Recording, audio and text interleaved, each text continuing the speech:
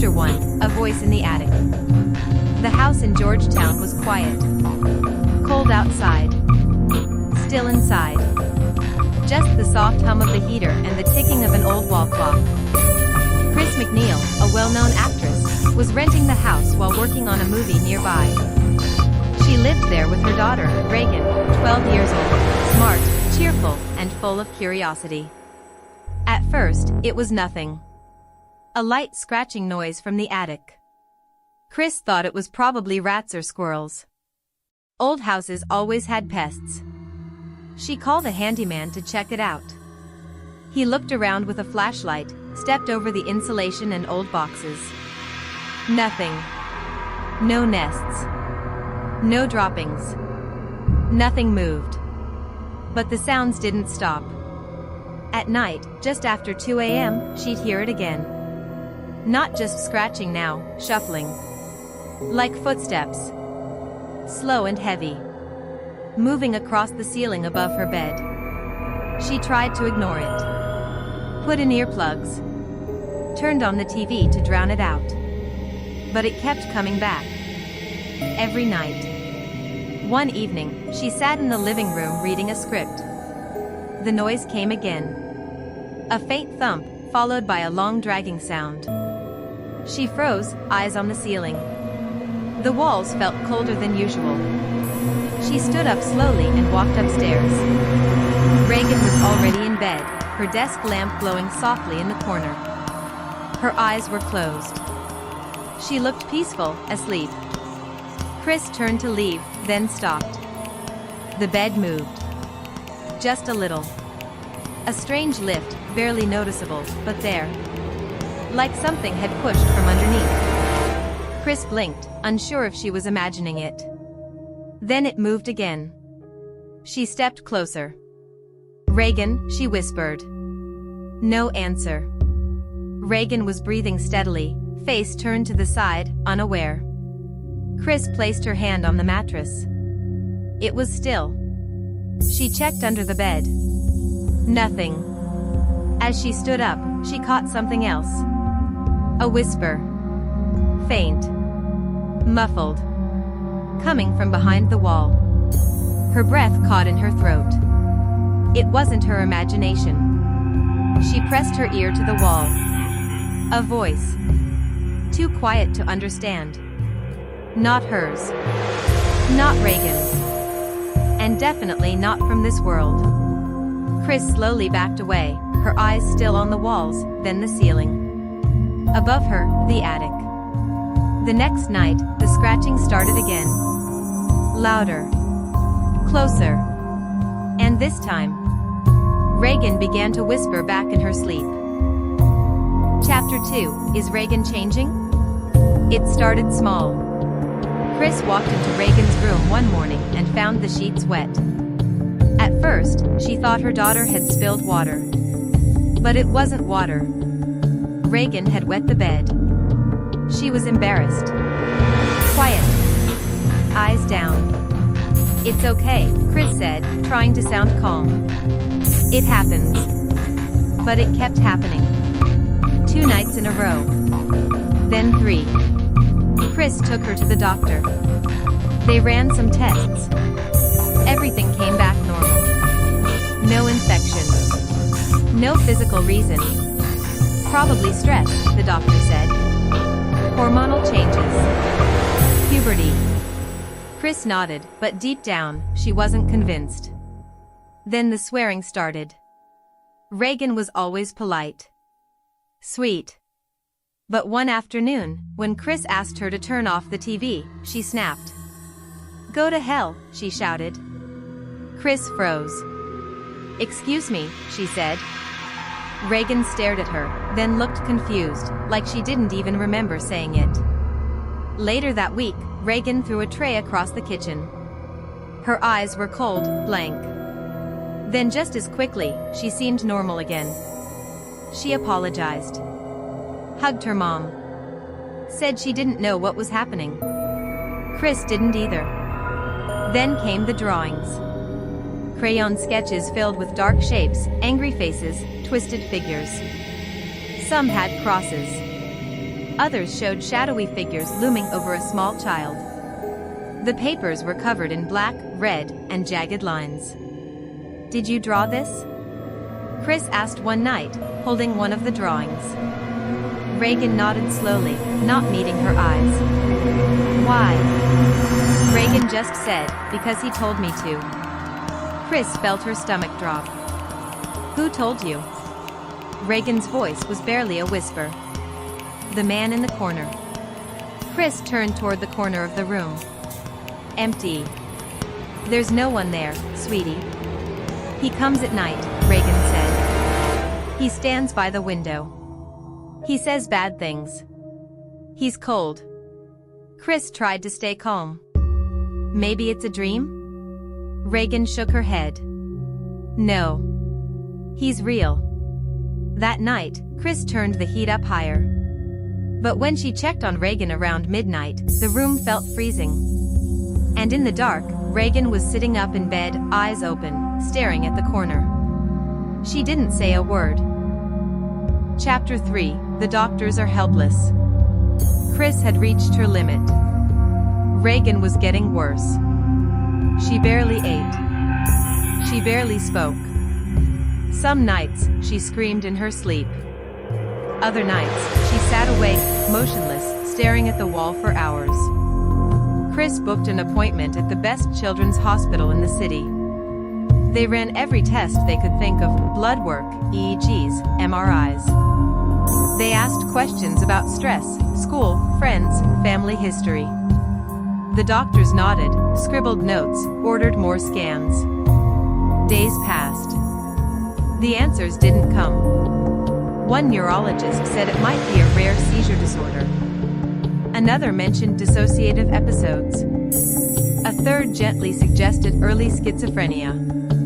Chris asked, "But why is she cold all the time? Why does her room smell rotten? Like something died in there?" They had no answer for that. The doctors prescribed medication. Sedatives. Anti-anxiety pills. Sleeping aids. Chris followed every instruction. She wanted to believe in science. In reason. In professionals.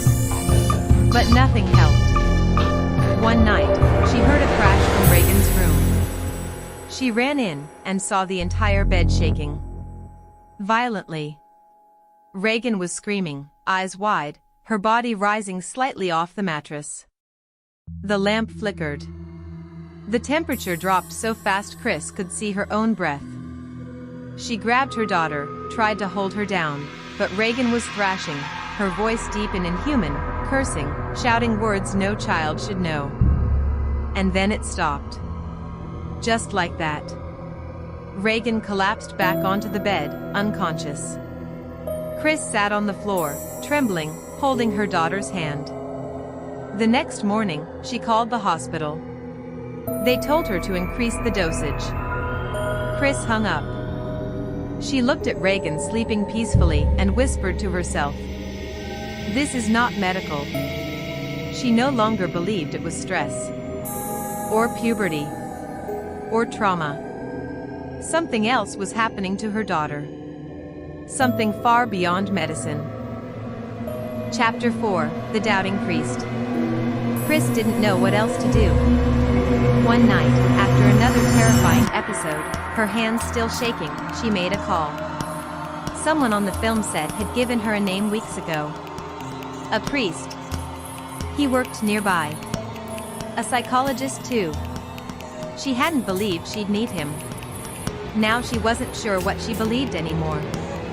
His name was Father Damien Paris. He arrived the next day. Wore a black coat, carried a small leather bag. His face looked tired. Eyes dark. But his voice was soft. Chris offered him coffee. He said no, just water. They sat in the kitchen. She told him everything: Regan's behavior, the voices, the drawings, the cold, the smell, the shaking bed. He listened carefully but didn't interrupt. When she finished, he asked quietly, "Has she been seen by doctors?" "Everyone I could find," Chris said. They're out of ideas. I'm not asking you to believe me. Just, come see her. He nodded once. When he entered Regan's room, it was already freezing. His breath clouded in the air. Regan lay still on the bed, eyes half closed. She looked so small. "Hello, Regan," he said. Her eyes slowly moved toward him. She smiled. But it wasn't a child's smile. "You're not welcome here, priest," she said in a voice that wasn't hers.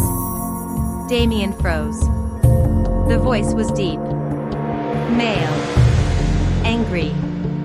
And it knew his name, though Chris hadn't introduced them. He stepped closer.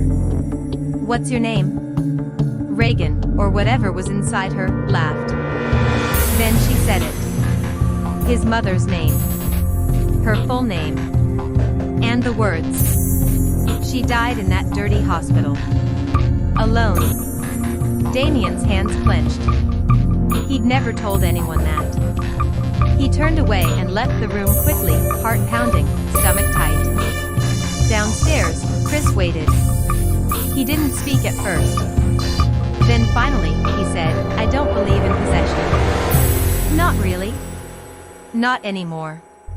"But?" Chris asked. He looked at her, eyes conflicted. She knew things she couldn't have known. Chris nodded, tears welling. "I need to get permission," he said. "From the church. To perform an exorcism." Chris asked, "Will they say yes?" He didn't answer. But his face was pale. He was beginning to believe something he hadn't in years.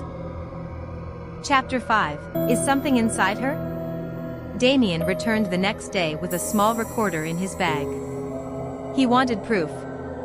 If he was going to ask the church for permission to perform an exorcism, he needed more than fear and strange stories. He needed evidence. He sat beside Regan's bed. She was awake, eyes open, blank. "Do you know who I am?" he asked. She smiled. "You're the boy who let his mother die." His throat tightened, but he pressed record. "What's your name?" he asked again. Her voice changed, guttural, broken, echoing like several people speaking at once. "I am no one," she hissed. "I am many." She began speaking rapidly, in another language. Not Latin. Not Greek. Something older. The cadence was harsh, twisted. Damien let it play for several minutes, his hand trembling. Then, the voice stopped. Regan stared straight at him. Her eyes rolled back. She collapsed onto the bed like a doll. He turned off the recorder. Later that night, he played the tape in his room. Something was off. He rewound it. Pressed play again. Then reversed it, accidentally. Suddenly, the voice was speaking English. Clear as day. "Help me, please help me." His blood ran cold. He replayed it again. It was Regan's voice. But it had been hidden, spoken backward, layered beneath the monster's voice. It wasn't just some trick. She was trapped. Somewhere deep inside, Regan was still there. And she was begging for help. The next day, Chris showed him something else. Regan had been scratching herself again. Chris had tried to stop her, trimming her nails short. But this wasn't normal scratching. She lifted Regan's pajama shirt. Across her skin, red marks had appeared. Not random. Words. Scratched from the inside out, like something beneath her skin had carved them upward. They read, "Help me." Damien stepped back. He had seen enough. He left the house and made the call. "I believe this is a case of possession," he told the church official on the other line. "I'm requesting permission for a full exorcism." There was silence. Then a voice replied, "You won't do it alone." Chapter 6. The exorcism begins. 2 days later, he arrived. Father Marin. An older priest. Thin. Pale. Eyes calm, but tired. He didn't ask questions. Didn't need a tour. He already knew what waited upstairs. He had done this before. Damien met him at the door. They spoke quietly in the hall. Marin listened as Damien explained what Regan had said, what she'd done, the recording, the scratches, the voice. Marin nodded. He opened his small black case. Inside were candles, holy water, a crucifix, a Bible, and an old, worn copy of the Roman ritual. "Let's begin," he said. They entered the room. Regan was waiting, sitting up now. Eyes black. Face pale and bruised. Her lips cracked. Her hair stuck to her face with sweat. When she saw Marin, she smiled. "So, they sent you." Her voice was thick. Mocking. Not hers. Marin didn't flinch. He placed the items on a table and lit the candles. Damien stood beside him. Marin began the prayer. "In the name of the Father, and of the Son, and of the Holy Spirit." At first, nothing happened. Then the room grew cold. The windows fogged. The candle flames bent as if blown by a silent wind. Regan's body stiffened. Then she screamed. A voice, a deep, guttural, not human, spilled from her mouth. Her body arched off the bed. Her wrists pulled tight against the restraints. She thrashed violently. The bed shook. The furniture rattled. A painting flew from the wall and smashed on the floor. Damien backed away, heart racing. Marin didn't stop. He raised the crucifix. "I command you, unclean spirit." Regan laughed, wild, inhuman laughter.